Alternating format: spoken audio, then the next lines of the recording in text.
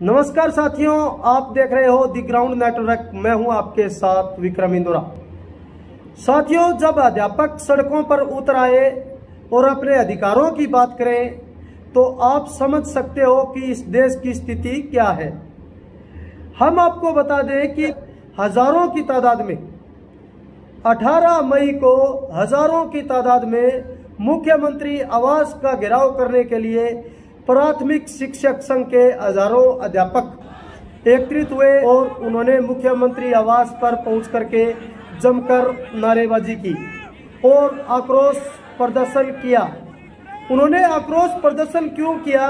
वे आक्रोश प्रदर्शन इसलिए कर रहे हैं कि सरकार ने पिछले साल एक नोटिस जारी किया था कि अब सभी स्कूलों को, प्रदेश के सभी स्कूलों को मॉडल संस्कृति स्कूल के तौर पर विकसित करेंगे, उनको इंग्लिश मीडियम का बनाएंगे। सरकारी स्कूल जो कि अब इंग्लिश मीडियम में करेंगे और मॉडल संस्कृति के तौर पर उनको विकसित करेंगे और पहली से लेकर तीसरी तक, तीसरी से लेकर पांचवी तक, पांचवी से लेकर आठवीं तक हर कक्षा की फीस निर्धारित भी की जाएगी।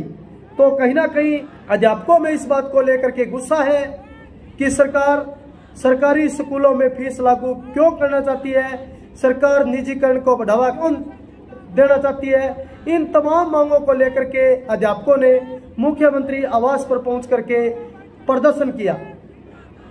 अध्यापक के लिए एक लाइन है कि अध्यापक उस दीपक के समान है जो समय जल करके दूसरों को प्रकाश देता है। अगर प्रकाश देने वाला जब रोड पर आ जाएगा और वो विद्यार्थियों के अधिकारों की बात करेगा तो निश्चित तौर पर कहीं ना कहीं इस देश की जो तस्वीर है वो कुछ और बयां करती है। अब थोड़ा मैं आपको थोड़ा पीछे ले जाना चाहता हूं। लगभग 2011 के अंदर सरकार ने 5वीं और 8वीं का बोर्ड तोड़ दिया, यानी पहली से लेकर के 9वीं कक्षा तक के बच्चों को फेल नहीं करेंगे। पहले 5वीं 8वीं का बोर्ड होता था, कहीं ना कहीं बच्चों में यह डर रहता था कि पढ़ेंगे तभी आगे बढ़ेंगे, लेकिन अब सरकार ने वो रूल 2011 के अंदर कर दिया कि पहली से लेकर 9वीं तक किसी बच्चे को फेल नहीं किया जाएगा। बच्चों में वो डर नहीं रहा और आज की जो शिक्षा है वो गिरता हुआ स्तर आप भलीभांति समझ सकते हो। प्राइमरी एजुकेशन की बात करें तो 25 बच्चों पर एक टीचर था। अब वर्तमान के अंदर सरकार ने क्या किया, 40 बच्चों पर एक टीचर रहेगा। तो कहीं ना कहीं अब क्वेश्चन मार्क ये लगता है कि सरकार जो प्राइमरी टीचर है उनकी भर्ती भी करना नहीं चाहती।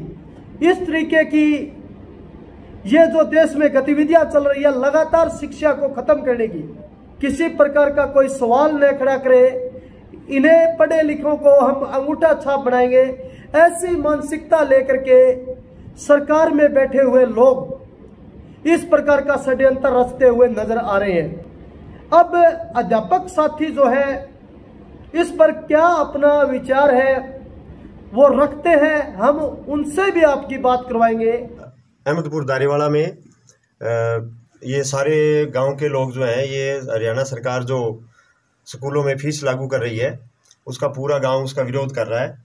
और परसों अध्यापक साथी चंडीगढ़ सीएम आवास का घेराव करने गए थे तो गांव के लोगों ने देखा, समाज के लोगों ने देखा, तो इन्होंने जैसे अध्यापक साथियों से पूछा कि क्या मामला है ये, इनको जैसे बताया गया तो ये पूरे गांव के लोग ये कह रहे हैं कि हम भी इसके खिलाफ हैं और समाज इस सरकार के खिलाफ हम आवाज़ को बुलंद करेंगे। क्योंकि हरियाणा सरकार जो है सरकारी स्कूलों के अंदर जहाँ की किसानों के बच्चे, गरीबों के बच्चे और मज़दूरों के बच्चे पढ़ते हैं उनके ऊपर फीस लागू कर रही है। और संविधान और नई शिक्षा नीति और आरटी एक्ट के तहत 6 साल से लेकर 14 साल तक के बच्चों को पढ़ाना, बिल्कुल फ्री पढ़ाना है। तो सरकार ये फीस लगा रही है, ऐसे तो वर्ल्ड बैंक से पैसे ले रही है, उधर से गरीबों से बच्चों से पैसे ले रही है। तो इन सब का ये कहना है कि इस फीस को बंद किया जाए। और साथ ही साथ ये कह रहे हैं कि सरकारी स्कूलों में टीचर्स को जो सरकार है वो दूसरे कामों में लगाए रखती है, तो टीचर्स का काम सिर्फ पढ़ाना है।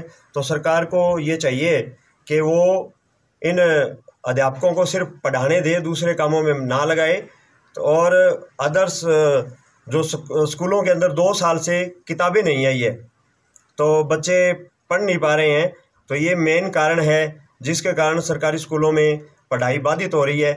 इन सब का ये कहना है कि सरकार जो है इन बिंदुओं की तरफ ध्यान देते हुए इनको चारों तरफ बंद हो जाएगा। तो आप इस बारे में ये गांव के जागरूक पूर्व मेंबर हैं, ये कुछ कहना चाहते हैं। सरकारी स्कूल में फीस लागू कर दी तो स्कूल बंद हो जाएगा, बच्चा जाएगा कौन फीस देने, फीस कौन गरीब आदमी फीस करेगा। ये थे हमारे साथ अध्यापक साथी जिन्होंने स्पष्ट तौर पे कहा कि सरकार जो है टीचर्स को दूसरे कामों में उलझाए रखती है, जबकि टीचर्स का कार्य होता है कि वो स्कूल में बच्चों को पढ़ाए, उनको अच्छी शिक्षाएं दे। लेकिन सरकार क्या कर रही है? सरकार कभी कहती है कि पोलियो अभियान चलाओ, कभी कहती है कि आप सर्वे करके लाओ, कभी कहती है जनगणना करके लाओ। ऐसे जो कार्यक्रम है उनमें सरकार जो है टीचर को उलझाई रखती है। पढ़ाने की जो जिम्मेदारी है टीचर्स, वो जिम्मेदारी जो है बेखूबी निभाएंगे। तो आपको ये रिपोर्ट हमारी कैसी लगी, ये आप कमेंट करके जरूर बताएं। धन्यवाद।